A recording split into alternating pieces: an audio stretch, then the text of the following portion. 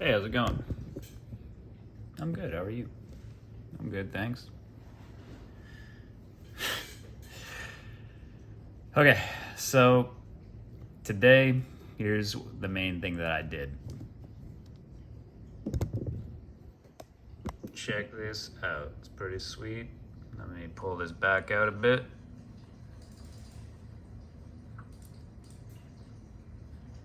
Okay, so I think I may have briefly shown yesterday, I had this idea of to be able to look further into levels now, not only can you look far, but it will zoom out as well. So you can see much further into the level now. But even bigger than that is the new see the whole map feature. Boom! Oh wait, boom! So now you can look at the whole map all at once. It's working properly. You can see all the enemies and everything. Yesterday they were being hidden because of some optimization logic I had. But yeah, so now you can properly see the whole levels at once and actually plan out your route if you want to do like an optimal route that gets you. Well, that would not be an optimal route, you know, like I have to go in here and then through here. Nope, that's a bad one. Here and through here, here. Right. Anyway, yeah, so that was the main thing. However, I thought that was going to be really easy to do. I thought 10 minutes, 20, maybe 30 minutes tops, right? All I got to do is write some quick little logic on how to move the camera around when I push these buttons. Add a new input button, a separate button for like showing the whole map. That's it, no big deal.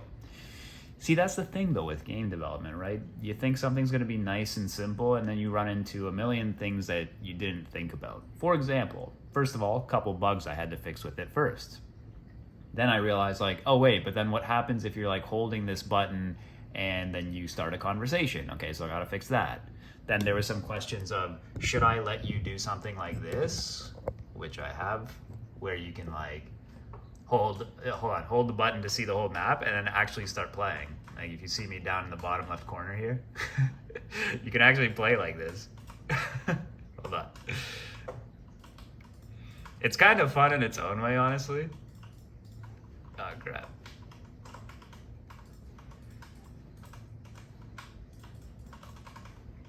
But I also find, interestingly, for some reason, I don't think it's the screen shake, because I tried turning it off and playing like this at one point, but I find that I normally am not the kind of person to ever get any kind of motion sickness, but there's something that makes me kind of like disoriented and queasy when I'm playing with the camera perfectly still like that.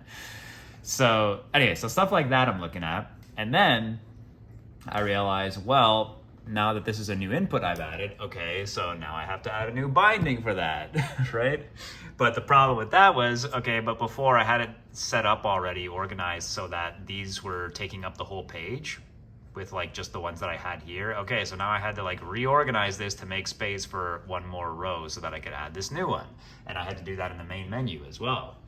Then I needed to localize this because my game's localized in 12 other languages. So then I needed to translate this, and I wanted to teach players about your ability to use this. So then I had to go to the tutorial and add an extra line to the first tutorial tip that you get that tells you, hey, you can hold this button now to see the whole map. Then I needed to localize that. And then once I localized those things, then I realized, well, you know, with Chinese and Japanese, they have like a billion possible characters. They use unique fonts. So every time I add new words, I have to check to see, did this add new characters that I'm not using from Chinese and Japanese? Because they have a million potential characters they can use. So you don't want to ship your game with like every possible character, because it's like a whole ton of extra. I mean, I don't know how much more extra memory, but it's extra stuff that you don't need, right? So you only include the characters that are actually used by all the text in your game.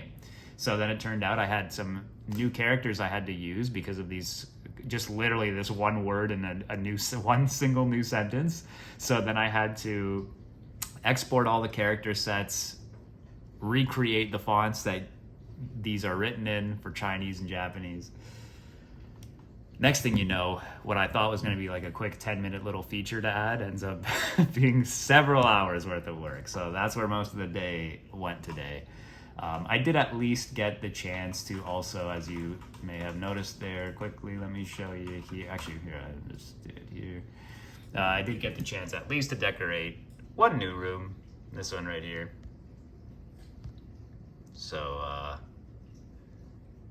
yeah. I hope, I'm noticing when I turn the camera around that it's not focused. I hope it's not putting my face out of focus when I turn this around. Oh, whatever.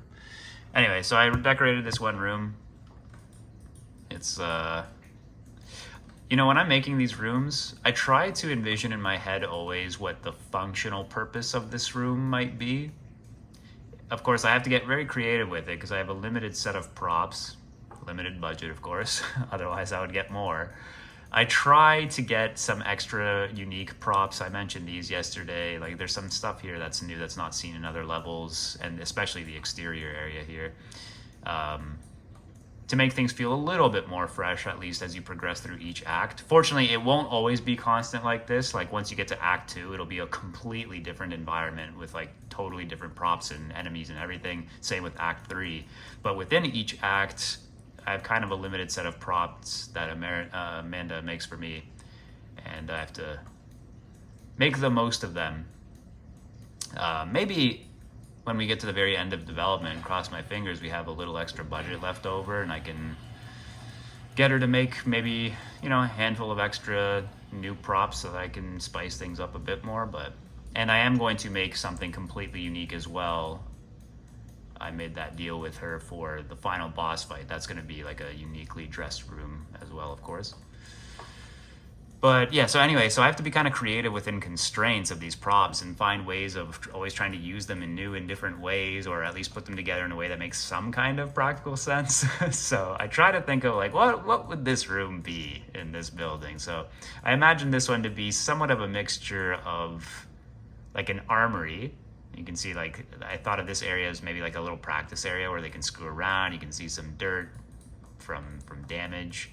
And then they've got like a bow and some swords here, so there's some weapons and arrows and stuff, right? And then mixed together with kind of a hallway, and there's some like war plans here. So kind of like a generic, rough, I don't know, practice armory room, I guess was how I thought of it in my head. So I try to get these like vague visions in my mind of what each room might be. Maybe this is a bedroom. Maybe this one will be, yeah, I don't know. Bedroom, maybe one of these will be a kitchen, maybe one will be like another armory area, maybe one will be a recreational, a spiritual room, another bedroom, I don't know. I try to figure it out as I go along. This one is going to be particularly tough though, because it's a very unique level insofar as how many like really big rooms there are compared to any other levels in the game so far. And that's where it gets tricky with the limited set of props. When it's a smaller room like this, it's pretty easy to fill it out and make it look kind of interesting. But once they start to get really big, it's like, shit. Just get a lot of extra space. But fortunately, you move so quickly through the game as well. Maybe it doesn't matter as much. Anyway, so tomorrow, my plan is to finish up this level. Hopefully I have enough time to finish this whole level, and then I need to post another promo video. So I want to get this level done so that I can make a video about this specifically. I suppose, actually, you know what? Even if I can't get this level completely finished, I could always make a promo video about the new zoom features, since it's an interesting enough thing too, and talk about, you know, how you can take different optimal paths through the levels and stuff. That could definitely work. So I should be good on that front either way.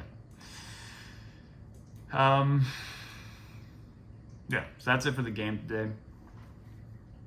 I was going to say, I was watching while I was working today some YouTube videos on, I forget what it's called, More Perfect Union, I think is the name of the channel. Anyway, it seems to be like a liberal-leaning politics channel, and they discuss a lot of different, oftentimes labor-related topics. And I watched one that was really interesting to me, gaming related, specifically about Roblox, and how there's this whole massive ecosystem of kids who make their own games on Roblox. And it was about how basically it's like child labor, and they get screwed over because Roblox takes a huge cut from them. So for their games, when they, I guess, make these games on Roblox and sell them, Roblox takes a 70% cut of whatever sales they make. And then on top of that, this was the funniest thing, is when they get paid in Robux, which is Roblox's, I guess, their own currency, like digital currency. And the exchange rate, like when they buy Robux from Roblox, it's like whatever, 100 Robux is like $10 or something like that. I don't know.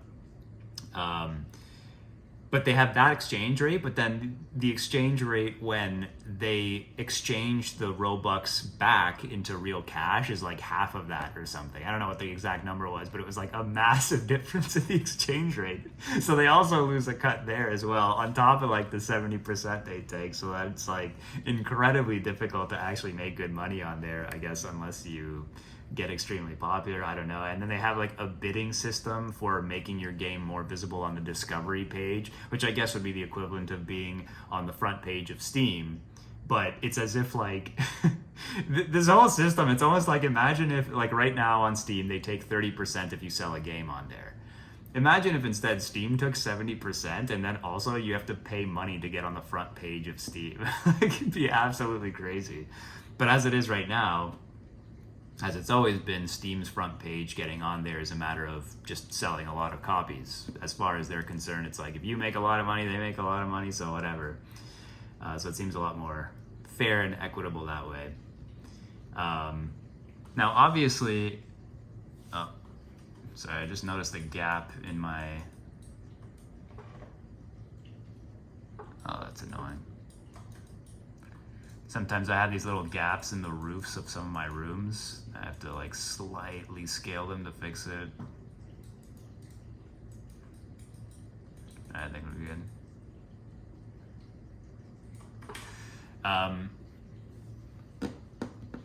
Anyway, yeah, so Roblox it seems pretty fucked up.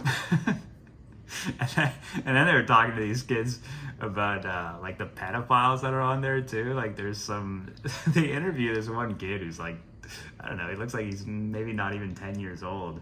And the kid was talking about how, yeah, you know, you have to also really be careful because sometimes you talk to adults and they try to figure out, like, they want to know what your real name is, they want to know what your address is. And he's telling his dad about this, by the way.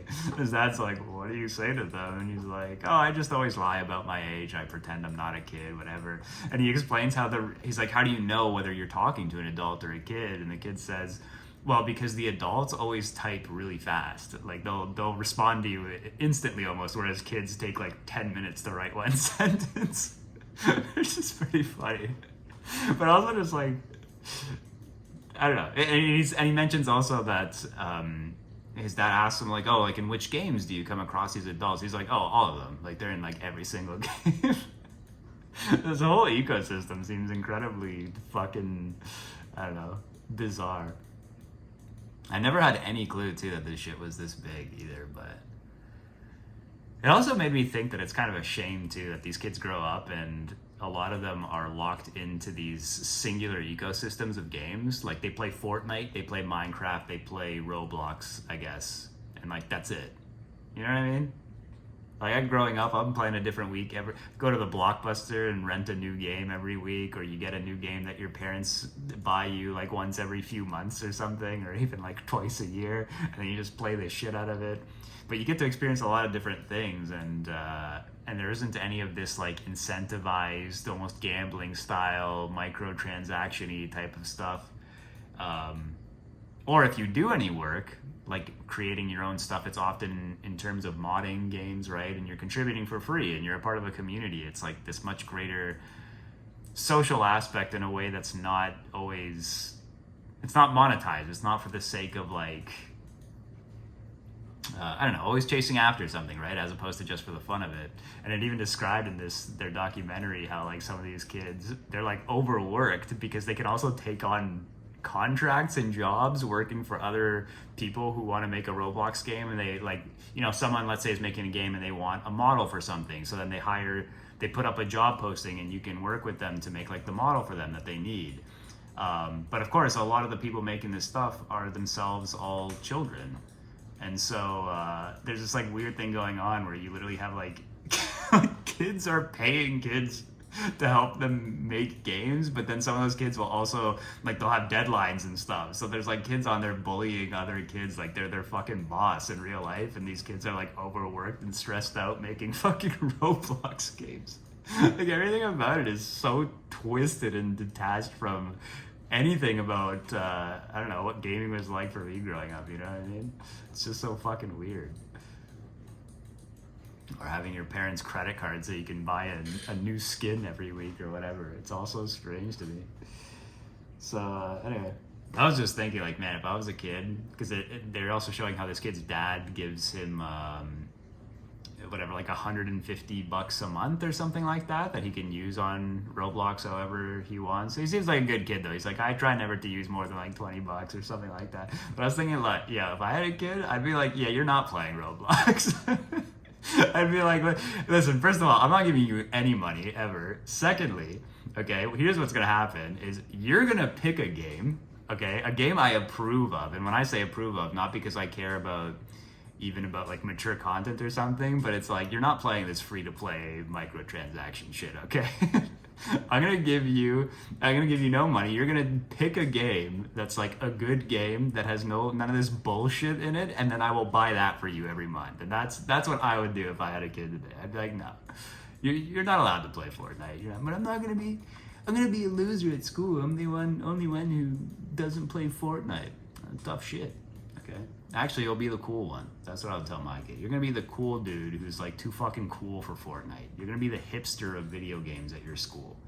You're gonna teach the other kids how to play proper fucking games instead of playing fucking Roblox and Fortnite. I'm gonna force my taste down your goddamn throat, okay? Whether you like it or not. And sure, maybe one day you'll grow up and you'll be old enough to defy me and play Fortnite and Roblox anyway. But then you'll realize that they're shit and you'll thank me and you'll realize, you know what? My dad was doing me a favor by stopping me from playing this garbage, and now I'm not addicted like all my stupid Fortnite-brained friends.